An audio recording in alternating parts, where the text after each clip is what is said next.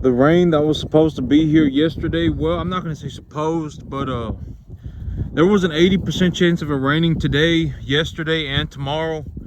But yesterday the rain went up north, and now the Weather Channel is saying that there's only a 40-50% chance of it raining here. We haven't gotten hardly but a drizzle, but I'm actually glad that this rain missed us, because it was some major thunderstorm, and it was dropping like baseball sized hail up in North Dallas.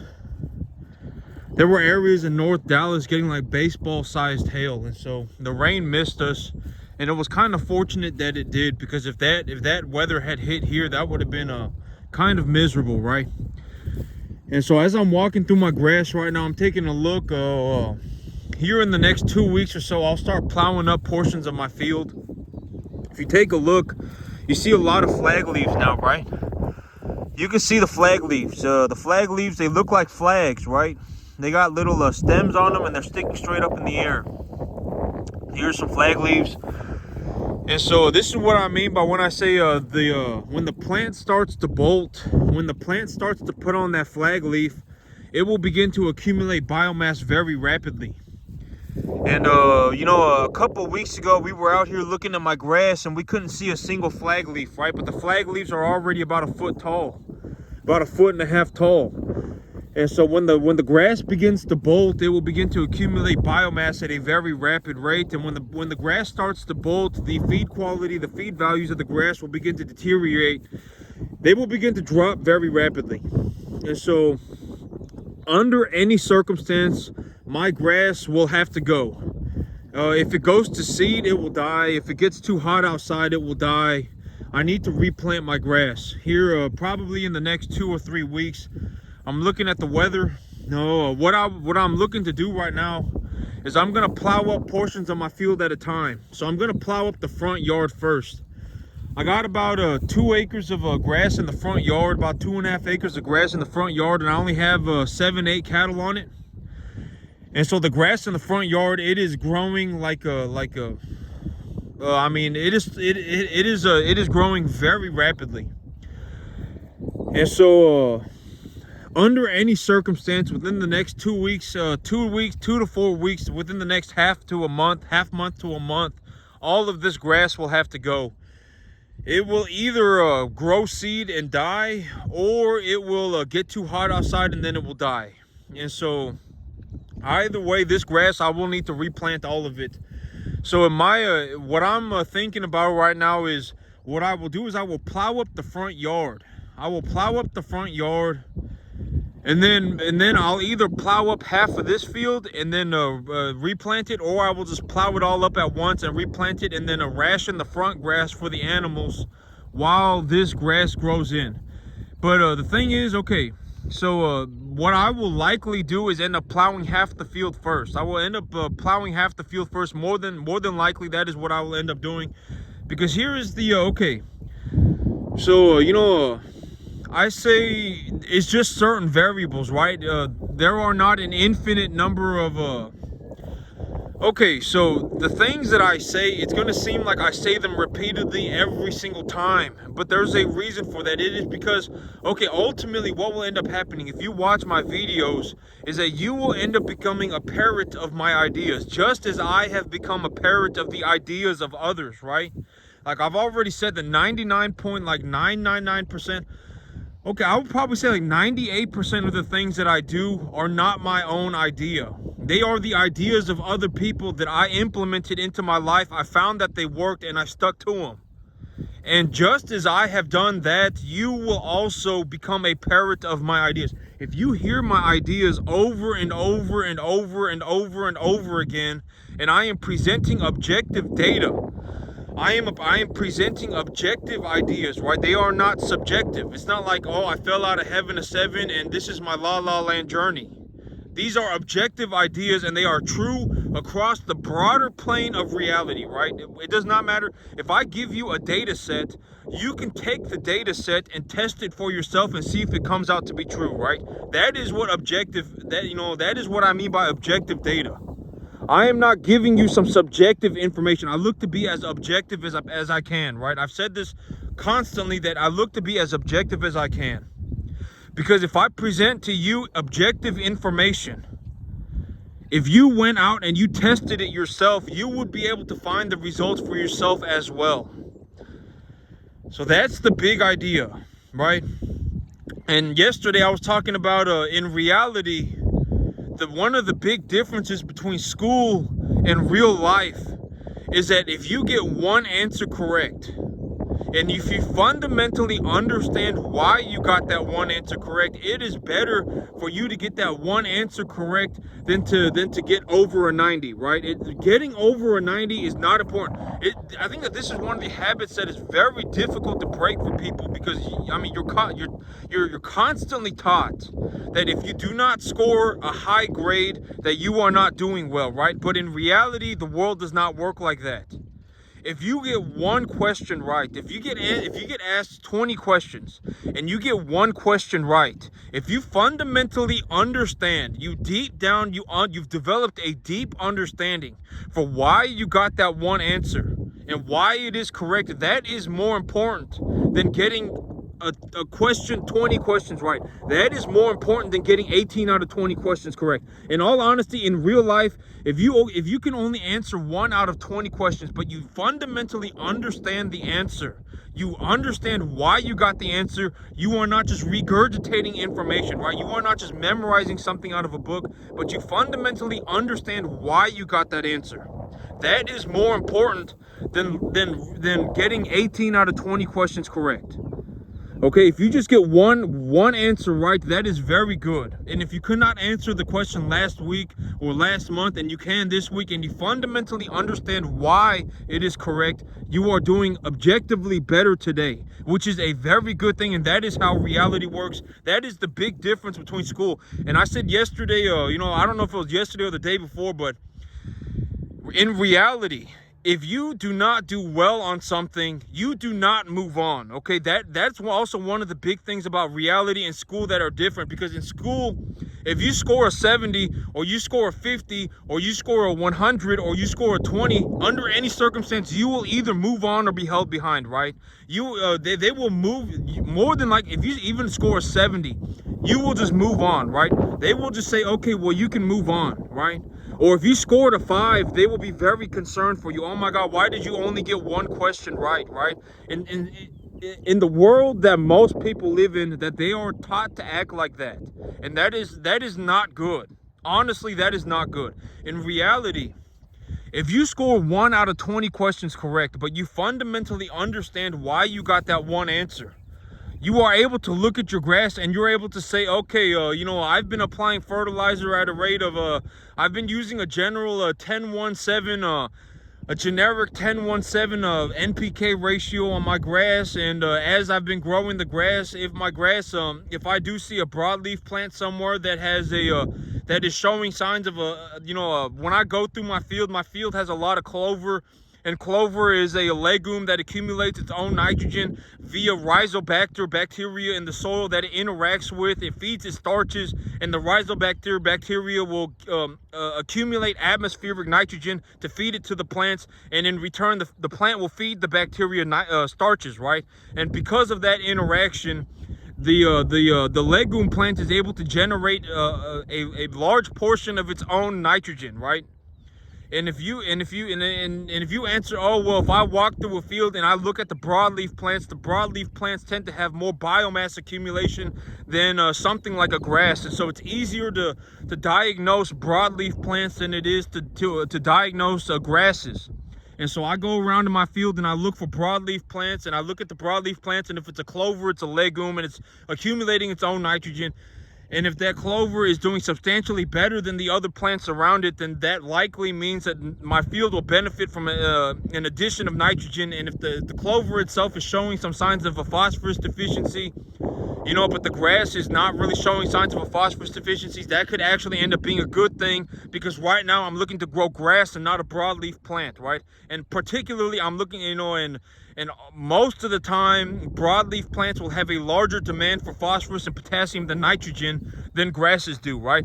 If you fundamentally understand these things, you deep down, you understand fundamentally why you are giving the answer that you are. Why am I giving the answer? Because it works in real life. when I implement this information into reality, it works. That is why I am giving you this answer, right? If you fundamentally understand that, it is more important for you to just it's more important for you to just know the answer to one question than it is to be able to answer 20 questions.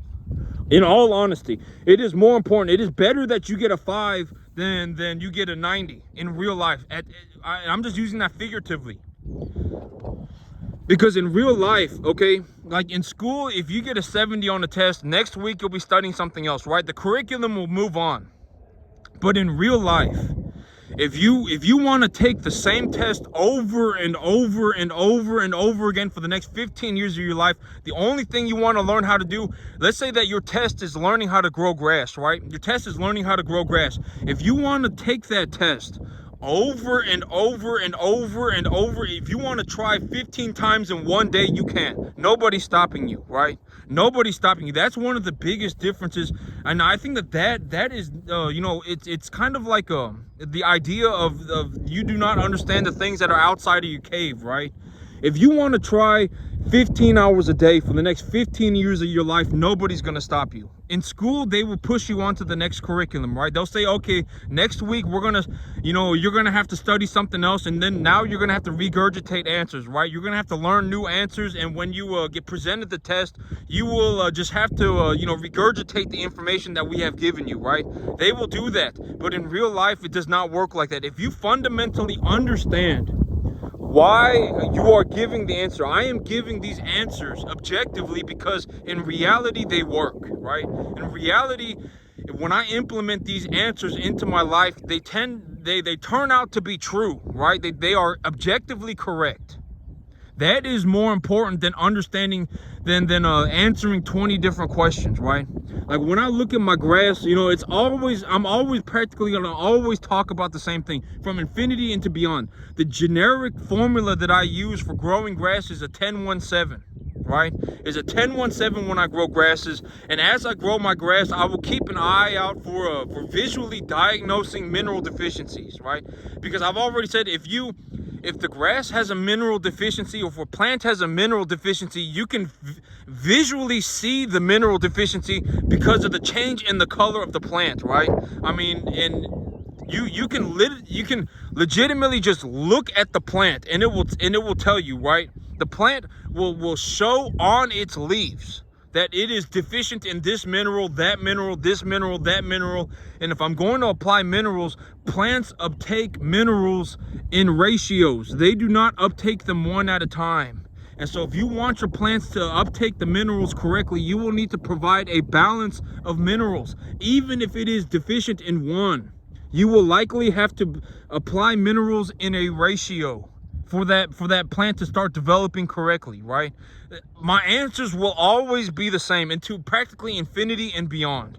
And especially if somebody wants to learn how to become a farmer, if I say these things to you and you begin to see them as your reality, you begin to understand that this is objective information. This is not my subjective information. This is objective, closer to truth than La La Land, right? Because a lot of people live in La La Land. Oh man, I fell out of heaven at 7, right? Oh man, I don't have to work 15 hours a day.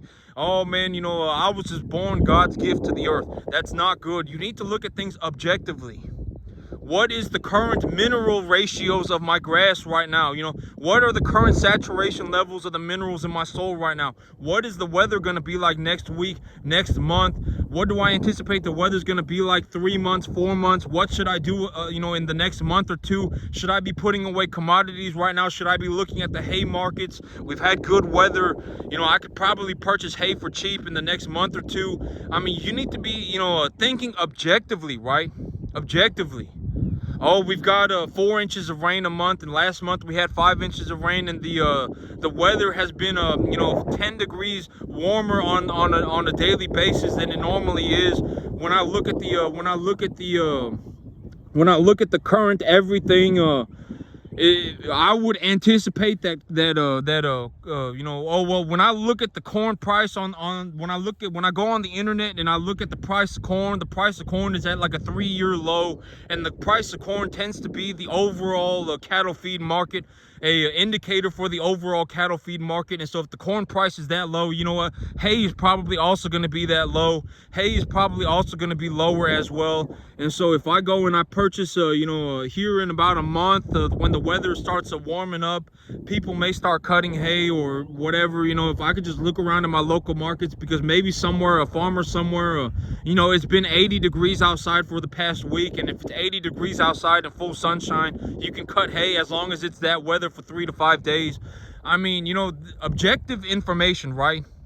If I cut hay and it's 80 degrees outside for 5 days in a row and it's full sunshine, the hay will dry, right? Objective information. And so if that is the case, then the local hay market will probably be pretty low, right? Because it's very early to cut hay and people are already cutting hay. We've had plenty of moisture. The weather's very good. Cost of you know, the cost of corn is at near 3-year bottom. I mean, there are a lot of indicators, right? Objective information, right? And so when I maybe, okay, so I've already said that if somebody learns very quickly, if you learned very quickly, you were just incredibly intelligent and you learned very quickly, you may be able to learn to do this in 12 years. 10 to 12 years minimum, right? I mean, and farming is not the only thing that's like this. If you want to go and you want to get a master electrician's license, right? It's like a 10-year thing. You're going to have to work for 10 years, okay? I mean, there is legitimately no shortcut around this. If you want to get good at this as well, and you really stick to it, because what you don't want to end up in is a situation where you're just as good as you don't just want to end up as an expert, right? You don't just want to end up as an expert, because if you end up as an expert, in reality, you are not going to have many opportunities, because there are a lot of experts. If all it took was to make an expert was to work for 3 to 5 hours a day for the next 10 years of your life, if that's all it took, a lot of people are going to do it. You know, I've always said that difficulty is almost always the #1 thing that starts chopping people off the list. The moment you go from 4 hours to 5 hours a day, you chop off a massive portion of the population. The moment you go from 5 to 6 hours a day, you chop off a massive portion of the population. By the time you go from 6 to 7, you chop off a massive portion of the population. And by the time you're getting to somewhere like, you get to the top people, right? These people are living where they work. They work like 15 hours a day. They've been doing it for the last 15, 20 years, right? By the time you get to that portion of the population, it's almost nobody. Almost nobody. Almost nobody's going to be willing to do it. Like, if I showed up to somebody right now and I said, you know, if you gave up everything tomorrow and the only thing you thought about for the next 15 hours a day for the next 15 years of your life was farming, and on your 15th year, I can almost guarantee that you will be so good that you could practically make as much money as you want, right? You will be so good at farming on that 15th year that you could practically make as much money as you want. You could legitimately just stand and just, you could run cattle into infinity and beyond. As many, you know, you could run cattle from now into infinity and beyond. You can make as much money as you want. But the first 14 years, you're not going to get paid. Almost everybody will quit. They'll just be like, oh man, well, maybe it's a better idea that I just go and get a job, right? Oh, maybe it's a better idea that I just go and I go do something else, right? Almost everybody will, I guarantee it. Almost guaranteed. And I'm not saying that to sound like a dick. I'm just saying, let's be honest. Almost everybody's gonna quit. And so that, but that is a very good thing for you. If you want to become a farmer, that is a very good thing. And once you understand that if you do this, practically everybody's going to quit because it's too hard, except for you. You will be the only person who will stick through it under any circumstance, right? Well, when you make it, you will be able to do this.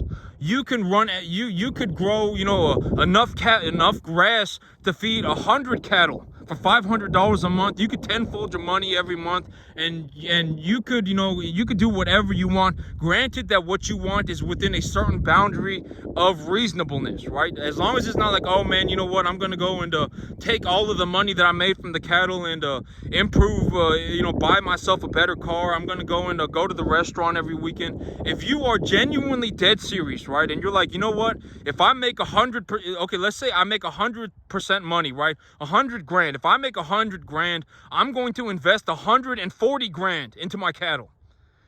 You know, if that is the reality of being me, right? Like me, when I make money, I do not take my money and go and do other things. The $8,000 worth of guns that I bought is not even a fraction of the money that I've made this year, right? I mean, let's just be honest. I'm gonna end up making like over $250,000 running cattle on my 10 acres, right? And let's say 150,000 of that is the cost of business. Well, I still come out with after it's all said and done, the equity in my property that I gained and all of that, I could come out with like 150 grand net income after I've paid for everything, right? The 8 grand is not gonna matter. I'm not gonna say it's not gonna matter, because that's not a good way to think. 8 grand is 8 grand, and if I had 8 grand, I would be very happy. But I mean, I have a lot more than 8 grand, and I'm very happy. But this is, you got to understand that, if you honestly think that you can wake up even next year and be this and do this, you are walking into La La Land. You are walking around in La La Land. If you think that you can even get here in 10 years, you are walking around in La La Land. But a lot of people, because here's also the thing, is that if somebody only works for 5 hours a day for 10 years straight, they're not even going to get here after 50 years. It could take them their whole life and they will not get here, right? They just won't, because they're not, by the time you're like 50, 60, I mean, it's, let's say by the time you're 70, right? You're probably not going to have as much energy and as much, you would more than likely have to rely more on wisdom than just effort, right? Because when you're young, one of the great things about being young, like if you're 18, 15, stuff like that, or even 30, even at this point in my life, if I worked 100 hours a week, I could still do it, right? At 33, if I feel like working 115 hours a week, I can still do it. I still have the capacity to overcome things through sheer effort, right? I still have that capacity. I can just wake up tomorrow and work 15 hours a day until I make it, right? I honestly can. That's one of the big benefits of being young, right? But by the time you're 70, you probably will not be able to do that. And so, I mean, you have to, realistically, even if I told somebody that you could make it by the time you were 70, even then, realistically, most people would not want it, right? Realistically, you need to look at trying to make it by the time you're 30 to 35. If you can make it by the time you're 30 to 35, you will be good to go for practically infinity and beyond. I mean, I could stand out here and run cattle for the rest of my life if I felt like it, make unlimited money. Even if somebody did manage to objectively beat me, they would not be able to beat me to a point where my business will become irrelevant. I grow like 5,000 pounds of beef per acre a year. It costs me about $500 a month. I mean, I almost tenfold the amount of money that is going into my business. I mean, it just, even if you did manage to beat me, let's say like you managed to beat me and you grew 10,000 pounds of beef per acre a year, objectively, when we talk about it in terms of money, that means you're using money twice as efficiently, right? The $250, the $350, whatever it may be a month that you have an objective edge over me with is not going to matter. Ultimately, it's not. If it costs me $500 a month to grow 5,000 pounds of beef per acre a year, and you're able to grow 10,000 pounds of beef, or you're able to grow 5,000 pounds of beef a year for $250 to $350, that $250 to $350 a month that you have an edge on me on is not going to matter, right? It's just ultimately it's not going to matter, right? Even if you did manage to beat me, I would be very interested. I would not be like one of these pathetic people that get upset, right? Oh my God, why did he do so good for himself? Why did that, oh my God, me, I deserve to make it. Me, I fell out of heaven to 7. I deserve a better life. I don't want to work 15 hours a day. Who's going to do that? Oh man, ultimately, right? Really, we can't be naive and dumb forever, right? We can't just walk around naive and just think that a lot of people, they don't make it because they're good people.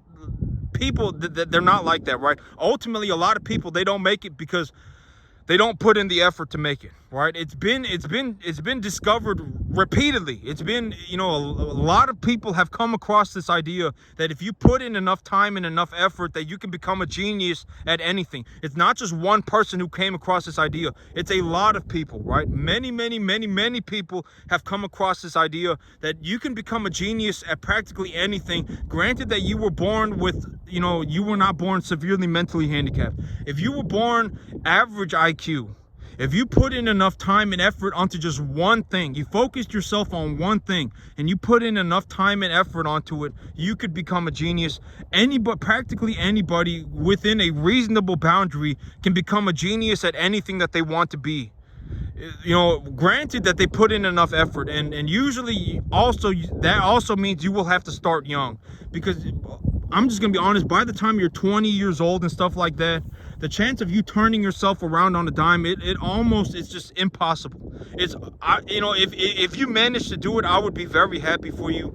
But let's just be honest, the chance of that happening is gonna be like maybe 10 people in the entire population of the earth, right? The chances, if you're 20, if you turned yourself around on a dime and you focused yourself entirely on one thing 15 hours a day for the next 20 years, 15 years of your life, and you were dead set on making it by the time you were 35, right? If that was you and you were dead set on doing it, if you managed to do it, I would be very happy for you. But chances are you're not going to be able to do it. Almost nobody can, because at that point you've already been alive for too long, and you've already been, thinking the way that you've been thinking for too long, right? You don't have an idea. Extreme success is beyond your cave. It is not an idea that you have ever seen before. If 1 out of 1,000 people meet 1 out of 1,000 people, and 1 out of 1,000,000 people are capable, are aware of this idea of being extremely successful, almost nobody's going to understand what it is, right? Almost nobody will. But it's been well documented, and you can look this stuff up on the internet. It's not just me out here saying this. If you put in enough time and enough effort, granted that you were born within a reasonable boundary of intelligence, you do not have, you do not have to be born super smart, right? And your IQ can develop as you grow. As you grow older, if you use your mind, your IQ will improve, right? You can look that up too. It's reality. But a lot of people, if 1 out of 1,000 people ever meet, if one person throughout their whole life meets 1,000 people, and 1 out of 1,000,000 people are actually successful, that means 1 out of 1,000 people will ever even see somebody who is successful. And out of those 1,000 people, 1 out of 1,000 people that they see will be successful, will ever have accomplished being extremely successful, right? And I'm not going to say because I don't, who knows what extreme success is, right? But I would say, okay, from just a personal point of view, like me, I'm not like unhappy, right? I'm not like sad. I'm not like I'm not walking around like I'm on drugs. Like, I'm not that happy. But I've also said happiness is not very important, right? I mean, happiness is not that important. There are things important. There are things that are important, right? Like my cattle need to be healthy. My grass needs to be growing. There are things that are important. Happiness is not that important. When I look at the things that I do, I feel accomplished. I'm not unhappy, right? I'm not like agitated. I'm not like I'm not like, oh my God, the world is unfair, right? I'm not like pathetic. I mean, I'm just kind of okay, right? And so for whatever that may mean to other people, right? I mean, from a personal point of view, I'm not like miserable. I'm not I accomplish things on a daily basis, and I'm very I accomplish things on a daily basis, and I got a lot going on. I do very good for myself financially. Objectively, I would say that I'm happier. I'm not happy, but I would say that I am happier making an extra $6,000, $7,000, $8,000 a month than I would be if I wasn't. I'm objective. I would go as far as to say that, like, I would say that I feel a sense of maybe it's just accomplishment, right? It's like, man, this took me so long. This was one of the hardest things I've ever done, and I'm objectively making money doing this, right? A substantial amount of money. I'm almost tenfolding the amount of money that's going into my business, right? Every single month, I put about $500 a month into my business, and I make like $5,000, right? I feel accomplished about that, like, and I think that that's a very good thing. If there's a direct correlation between how much beef I produce and how much money's in my bank account, it's a very good thing for me to have a lot of money in my bank account, right? I mean, and as far as, like, I'm not like miserable, right? I'm not like pathetic. I'm not miserable. I'm not, I would say I don't know if I would call it happier or if just accomplishment or whatever, but I would say I overall feel better spiritually, and just I would say that I feel better having accomplished all of this than I would if I didn't, right? Honestly, that's also what I mean. But I would rather be upset because I'm tired from working 15 hours a day than be upset because I don't have enough money. I've said that repeatedly in the past too. Like, if I was broke, if I didn't have any money, I would probably, because, up until about maybe about 5 years ago, because I left Texas for a little bit, and when I left Texas, I had been working, and up until about 5 years ago, well, actually, I had a real nice waiter job one time. I had a real nice waiter job, and I was making about $7,000 a month then too. But okay, so here's the thing, right? It's like me, I've gone from working for $7.25 an hour, right? I've worked at McDonald's.